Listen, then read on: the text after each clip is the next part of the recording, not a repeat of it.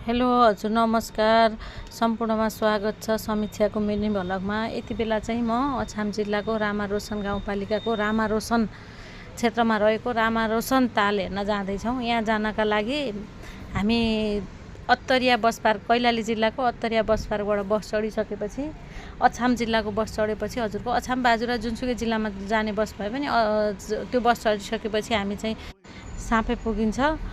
अनि साँपेबाट हजुरको साँपेबाट 2 घण्टा जति ट्राभल गरिसकेपछि अछाम जिल्लाको पश्चिम साइडमा रहेको रामारोशन गाउँपालिकामा पुगिन्छ, जहाँ चाहिँ मुजाबगर भन्ने सानो बजार छ। अनि त्यहाँ बसेर त्यहाँ साँझ त्यहाँ बस्न सकिन्छ। अनि त्यहाँबाट चाहिँ हजुरको बिहान उठेर बाइक अथवा गाडी छ भने माथि रामारोशनको डाँडासम्म नै जान्छ। अनि डाँडासम्म जान्छ, त्यहाँ चाहिँ कटेजहरू छन् सानो सानो, त्यहाँ गएर हामी नास्ता सास्ता खाएर त्यसपछि उकालो लाग्यौँ।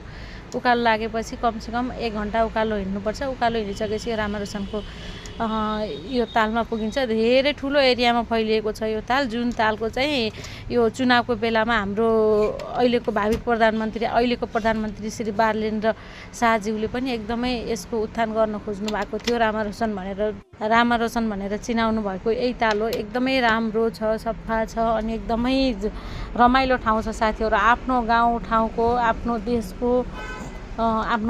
देशको यति राम्रा राम्रा ठाउँहरूको संरक्षण प्रवर्धन गर्ने हामी सबैको दायित्व हो।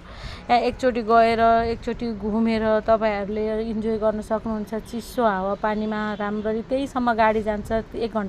1 घण्टा मात्रै हिँड्नुपर्छ, त्यसपछि पुरै गाडीले पुर्याउँछ। त्यहीँसम्म खाना बस्न राम्रै सुविधा छ। हजुरहरू चाहिँ अलिकति पैसा बोकेर जानुपर्छ। जाँदाखेरि चाहिँ मजाले घुमेर आउनु होला। यति राम्रो ताल छ साथीहरू। हजुरहरूलाई कस्तो लाग्यो एकचोटि हेरेर प्रतिक्रिया दिनु होला। घुम्न नजिक हुनुहुन्छ भने अवश्य घुम्न जानु होला। धेरै राम्रो छ ताल।